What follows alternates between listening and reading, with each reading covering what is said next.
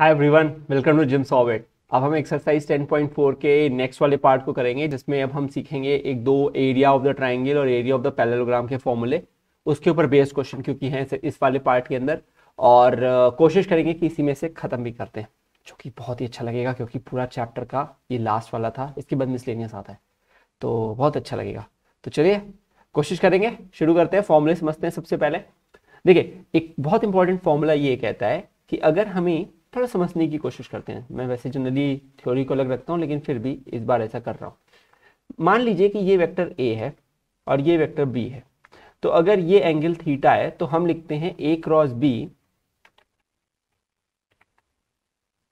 A cross B is nothing but a mod of B sine theta into the N cap vector लिखते हैं। अच्छा एक बात बताइए, अगर मैं एक परपेंडिकुलर ड्रॉप करता तो ये हो जाती हाइट। लेट सपोज मान लेते हैं कि ये एक ट्राइंगल बनता होता, मान लेते हैं कि ये किसी एक ट्राइंगल के, ये ट्राइंगल बन रहा होता, ये कोई एक वेक्टर होता, आर वेक्टर ले लेते हैं। तो कुल मिला के ये एक ट्राइंगल होता जिसमें ये हाइट बन जाती, जिसके एडजेसेंट दो साइड्स होती है ट्राइंगल की, ए और बी वेक्टर। तो ये हाइट होती, तो हाइट को क्या मैं mod of B sine theta नहीं लिख सकता, क्योंकि mod b cos theta base होता है, वो जो कॉस से आता था, याद है, प्रोजेक्शन। अब की बार ये परपेंडिकुलर है तो बेसिकली जो h है it is mod b sine theta.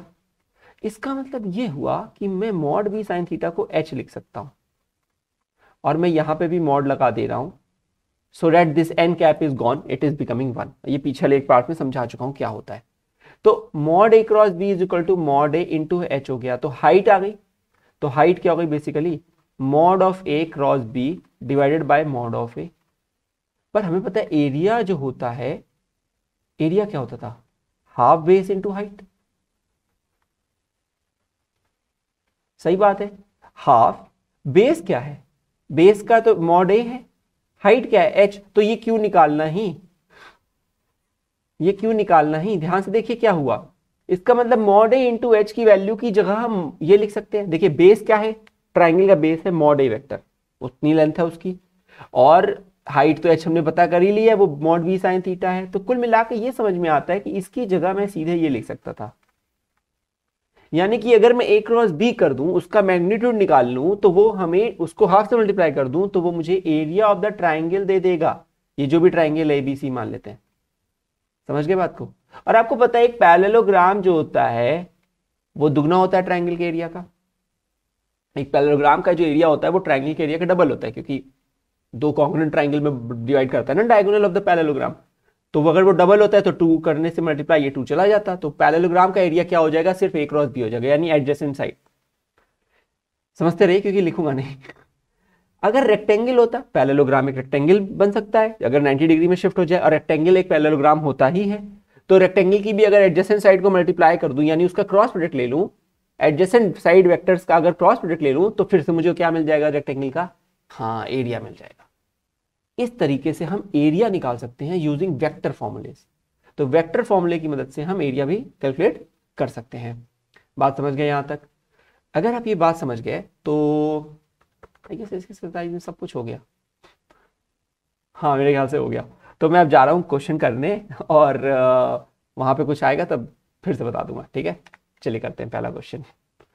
तो सबसे पहले लिखा है let the vectors A B C be given as this, बहुत बड़े बड़े वेक्टर दिए हैं, शो डैट दिस। ये एक बहुत ही फर्जी क्वेश्चन है और इसका एक फर्जी सा सोल्यूशन है। क्या करना है आपको, लेफ्ट हैंड साइड और राइट हैंड साइड को इंडिविजुअली सॉल्व करना और दिखाना है कि दोनों बराबर है। सही बता रहा हूँ, बहुत फर्जी क्वेश्चन है। क्यों, पहले मैं निकालूंगा बी प्लस सी वेक्टर, क्या होगा निकालिए, B one plus C one I, यही तो लिखूंगा, B one plus C one I plus B two plus C two J plus B three plus C three के। अरे आई कॉम्पोनेंट आई के साथ, जे वाला जे के साथ और के वाला के साथ ऐड हो जाएगा। अब मुझे इसका निकालना है क्रॉस प्रोडक्ट, तो मैं क्या लिखूंगा, मॉड ऑफ आई जे के। आई में क्या लिखूंगा, पहले वाले वेक्टर को, ए वेक्टर को लिखूंगा, तो A one A two A three, फिर लिखूंगा बी प्लस सी को, तो B one plus C one, B two plus C two, B three plus C three. समझ रहे कितना फर्जी क्वेश्चन है, बहुत फर्जी क्वेश्चन है ये। तो अब इसको बैंक बंद करेंगे तो ये आएगा A2B3 प्लस C3, तो A2B3 plus A2C3 minus multiply करेंगे A3B2 माइनस A3C2 पूरा है आई कैप, फिर माइनस का J, बाद में लगा देंगे J कैप, पहले माइनस लगा लेते हैं। A1B3 minus A plus A1C3 minus A3B1 minus A3C1 J। मैं कुछ नहीं कर रहा हूँ, मैं डिटर्मिनेंट सॉल्व कर रहा हूँ, ये आना चाहिए क्या होता है समझ लीजिए। इसको निकालना है तो इसको बंद करो, A1 को इससे मल्टीप्लाई करो, माइनस का साइन लगाओ और इसको इससे मल्टीप्लाई करो, बस। मैं साथ मल्टीप्लाई भी कर रहा हूँ और वो ब्रैकेट भी खोलता जा रहा हूँ साथ ही साथ, ठीक है, बस और कुछ नहीं कर रहा हूँ। मैंने कहा क्या कहा था, फर्जी क्वेश्चन है। प्लस के, ये J लगा दो यहाँ पे, प्लस के, तो रुक जाओ एक सेकेंड, तो इसको करेंगे तो A1B2 plus A1C2 minus A2B1 minus A2C1 के। अब इसमें कुछ भी सिंप्लीफाई नहीं होने वाला है, बस हो गया। आप सुनिए मेरी बात को, जो राइट साइड है वो क्या है, A cross B plus A cross C। तो पहले अब क्या निकलवाएगा, A क्रॉस B निकलवाएगा, निकालना पड़ेगा भाई, कोई रास्ता नहीं है, कोई रास्ता नहीं है इसमें। A1 A2 A3 B1 B2 B3, चलिए करेंगे। तो I के लिए होगा A2 B3 minus A3 B2 bracket में I, माइनस का J आएगा A1 B3 minus A3 B1 का J, फिर आएगा लास्ट में A1 B2 minus A2 B1 का K। अभी बात सुनिए, बस अभी मैं इतना ही करूंगा, इससे ज्यादा मत कर उम्मीद लगाइए। देखिए ये पेयर दिख रहा है क्या, A2B3 और A3B2 दिख रहा है, क्योंकि जब हम A क्रॉस C करेंगे, सुनिए, तो जब हम A क्रॉस C करेंगे तो वो A2C3 A3C2 देगा, क्या देगा, A2C3, अगर B की जगह C होता तो यहाँ पे C3C2 मिलता कि नहीं मिलता, मिलता ना, तो A2C3 और A3C2 मिलता। और अगर हम दोनों को जोड़ देते, अगर हम फिर A क्रॉस C वाले टर्म में हमें सेम मिलता A2C3 माइनस A3C2Y। अरे मैं डायरेक्टली बस B की जगह C रिप्लेस कर रहा हूं, कोई चेंज नहीं है, डायरेक्ट कर रहा हूं। अब A1C3 minus A3C1 J A3, एक मिनट मेरा चेहरा हटा दूंगा यहां से, A1C2 माइनस A2C1 के, ठीक है। अब ये दोनों को हम जोड़ते, अगर ये जोड़ते तो क्या मिलता है, A2B3 A2C3, देखिए लिखा है A2B3 A2C3 minus A3B2 minus A3C2 minus A3B2 minus A3C2, समझ गए, हो गया फर्जी क्वेश्चन। दोनों को ऐड करके दिखा देना कि भाई सेम आ रहा है लेफ्ट हैंड और राइट हैंड, हो गया सॉल्यूशन। कुछ नहीं था दिमाग था ही नहीं लगना उसमें। अच्छा ये करते हैं, ये अच्छा क्वेश्चन होगा। इफ आइदर A इज 0 और B is 0 then A cross B is 0, is the converse true. अच्छा A क्रॉस B 0 कब कब हो सकता है भाई, A क्रॉस B 0 हो सकता है mod A mod B sine theta into N cap.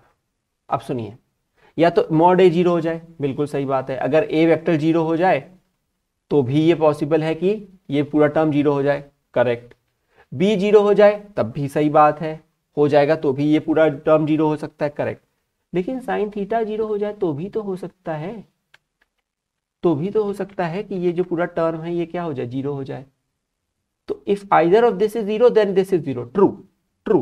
पर अगर ये 0 है, अगर ये 0 है तो क्या ये कहने का मतलब है कि यही दो ऑप्शन ट्रू होंगे, नहीं।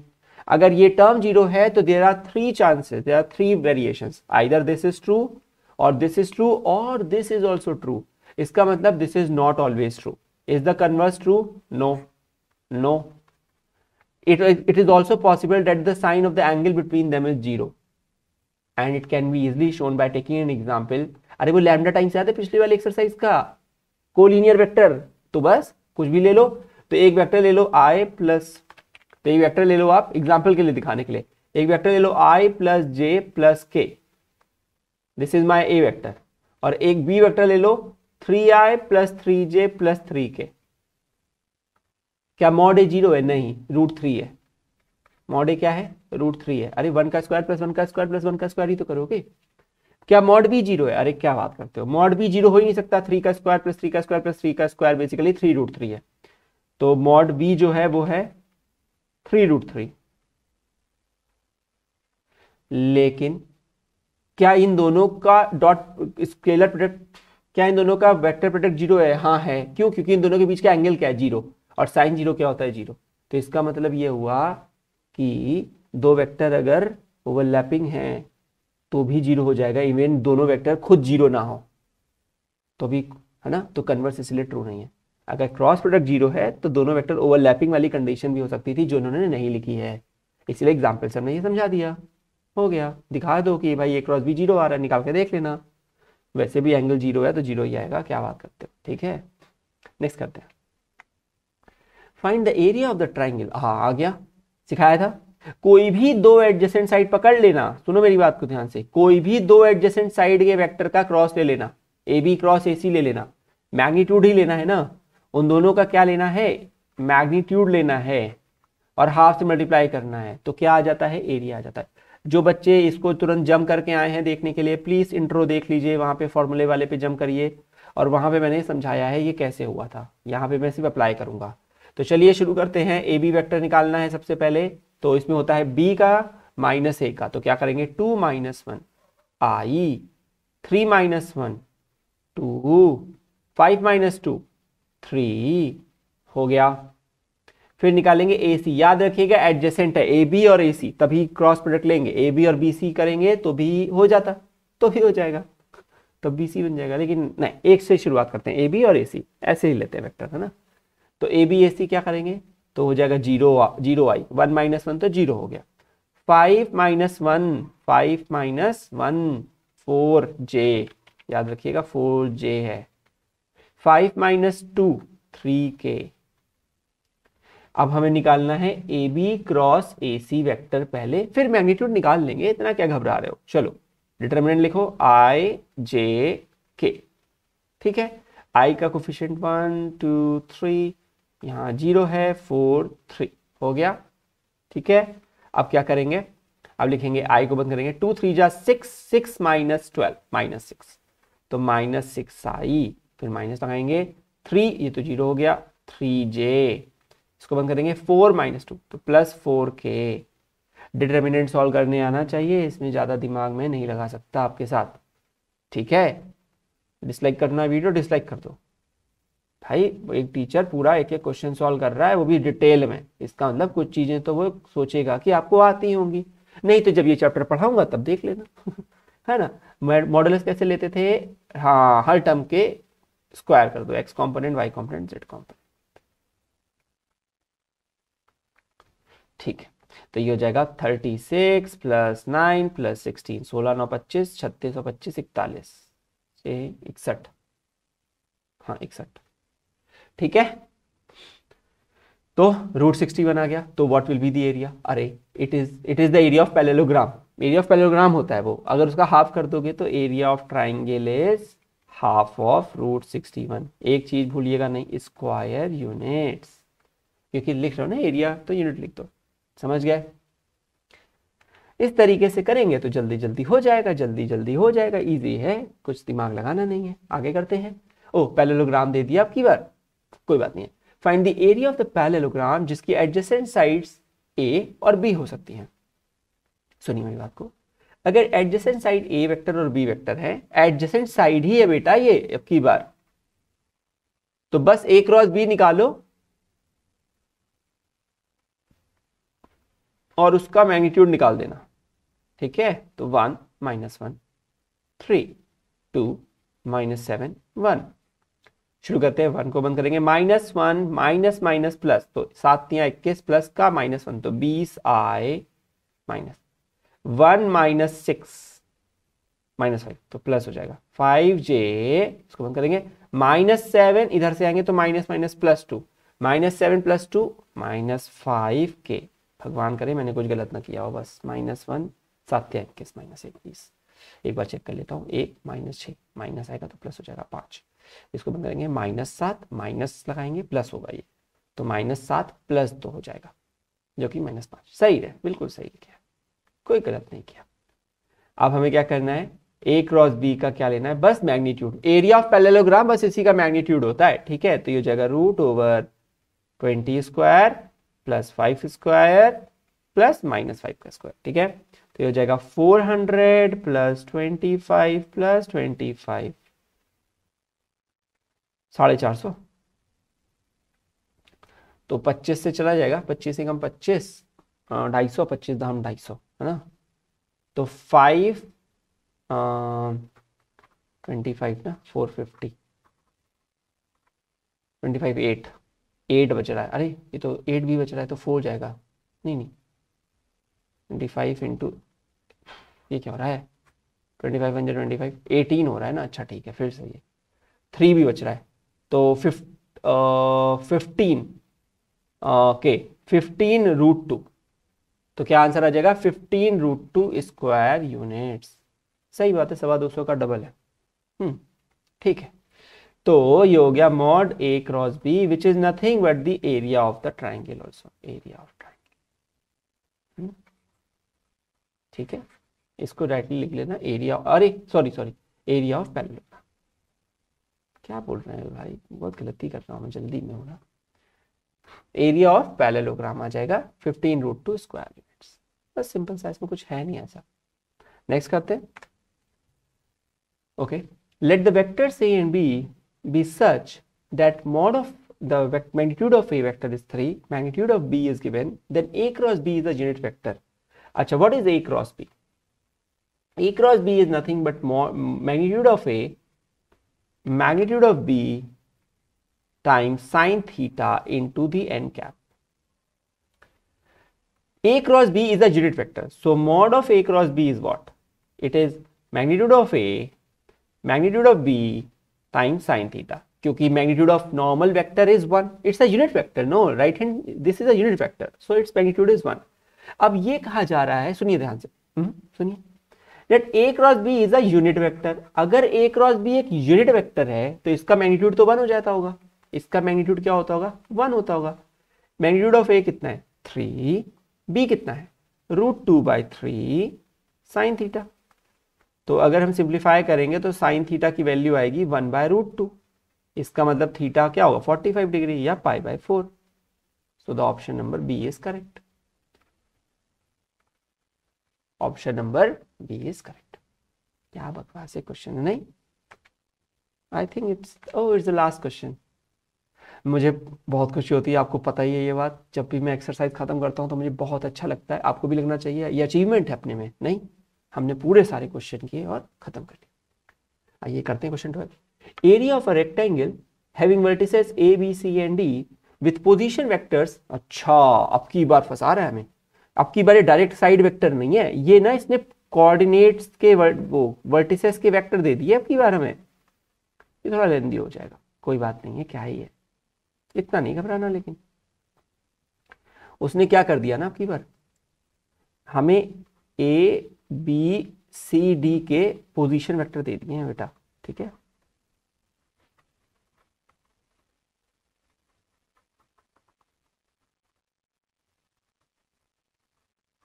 और हमसे बोला जा रहा है ये क्या है, ये A है हमारा, ये B वाला है, ये C है और ये D है, सब वेक्टर है, सब पोजीशन वेक्टर है, ठीक है। तो हमें क्या बोला जा रहा है, एरिया निकालना है। तो पहले हमें कोई भी दो एडजेसेंट साइड निकालनी चाहिए, कोई फर्क नहीं पड़ता आप कौन सी साइड सेलेक्ट कर रहे हो, आप कोई भी सेट कर लेना, आंसर सेम आएगा। आप करके देखना, मैं ए बी और ए सी कर रहा हूँ, ए बी और ए डी ले रहा हूँ, आप ए बी और बी सी ले लेना, बस। चलिए शुरू करते हैं। तो पहले मैं लेता हूँ ए बी वैक्टर, सिंपल है, position vector of B minus position vector of A. Position vector of B ये लिखा हुआ है, मैं इसको रेड डब्बे में डाल देता हूँ, दिखता रहेगा। और पोजीशन वेक्टर ऑफ ए को मैं ग्रीन डिब्बे में डाल देता हूं। बस अब इन्हीं दोनों पे फोकस। तो बी है तो आई माइनस माइनस आई, तो 2i। ये मैं डायरेक्ट कर रहा हूं, लेकिन आपको पता है कैसे करना है, सिखा चुका हूं। Position vector of B minus position vector of A, सही है, ऐसे ही करना, ठीक है बेटा। तो i minus minus I 2i, फिर क्या हो जाएगा ये, तो ये हो जाएगा हाफ माइनस हाफ, तो उड़ गया, 4k माइनस 4k उड़ गया, तो सिर्फ 2i बचा। अब AD वेक्टर भी निकाल लेते हैं। AD वेक्टर होगा A और D, इसको मैं D को ब्लू कलर में डाल देता हूं। अब चलिए, तो क्या लिखेंगे, डी माइनस ए, तो माइनस आई माइनस माइनस तो उड़ गया, माइनस हाफ तो जुड़ गया, 4k माइनस 4k उड़ गया, तो कुल मिला के यही बचा। सही है। अब आपको लिखना होता है, हाँ बिल्कुल सही बात है, क्रॉस प्रोडक्ट। ये ना डायरेक्ट हो जाएगा, ठीक है, इसमें ना दिमाग मत लगाओ, वो मैट्रिक्स वाला की जरूरत नहीं है, डिटर्मिनेंट बनाने की कोई जरूरत नहीं है, बस ऐसे ही क्रॉस कर दो इसको। तो जानते हैं आप क्या होता है, आई क्रॉस जे जो होता है, मैंने बताया था ना साइक्लिक कैसे करके है, बिल्कुल सही। आई क्रॉस जे के देता है, आई क्रॉस जे क्या देता है, के देता है, तो ये हो जाएगा माइनस, तो बाहर आ जाएगा, 2 भी बाहर आ जाएगा, तो ये के कैप हो जाएगा, क्या हो जाएगा, के कैप। आई क्रॉस जे क्या देता है, के कैप देता है, -2, 2 इंटू -1 -2। अब हमें क्या निकालना है, जब भी हमें एरिया ऑफ रेक्टेंगल निकालना होगा या पैरेललोग्राम निकालना होगा या कोई भी क्वाड्रिलेटरल निकालना होगा, उसका एडजेसेंट साइड का हमें वेक्टर निकाल के अगर क्रॉस प्रोडक्ट कर दें और उसका अगर हम मॉड्यूलस ले लें यानी मैग्नीट्यूड ले लें, तो वो हमें एरिया देता है उस क्वाड्रिलेटरल फिगर का। तो यहां पे रेक्टेंगल के लिए हम क्या लेंगे, mod of A B cross A D ले लेंगे। ऐसा करने से ये मॉड ऑफ -2k वेक्टर होगा, basically it is nothing but √/-2 square, because that's the only one, I J तो गायब हो रखे हैं बेचारे, तो वो आंसर आ जाएगा 2। क्यों, क्योंकि -2 स्क्वायर 4 होता है, उसका रूट पॉजिटिव लोगे ना, एरिया है, तो 2 स्क्वायर यूनिट्स। हाफ मत लेना, वो ट्राइंगल के लिए करते हैं, हाफ करना हो तो आधा करना है तो ट्राइंगल के लिए करते हैं, वरना नहीं करते हैं। तो यहाँ क्या हो जाएगा, सी ऑप्शन है, मैं वही ढूंढ रहा था कहाँ है 2, ठीक है, तो it is option number C, answer is C. I feel extremely happy when I complete an exercise. That's the achievement, that's the motivation I have. And I have always told you कि जब आप question करते हो वो सबसे बड़ा motivation है, question करते जाओ, खत्म हो जाएगा, इतना सुख मिलता है, उस सुख की अनुभूति आप करेंगे ना तो आपको बहुत ही अच्छा लगेगा, विश्वास मानिए। ये भी चैप्टर खत्म हो गया है, ऐसे ही करते रहेंगे और आगे और भी चैप्टर खत्म करेंगे। टिल देन, अगर आपको वीडियो बुरा लगा हो तो डिसलाइक कर दीजिएगा। Thanks for being on James Orbit, will see in the next video, take care.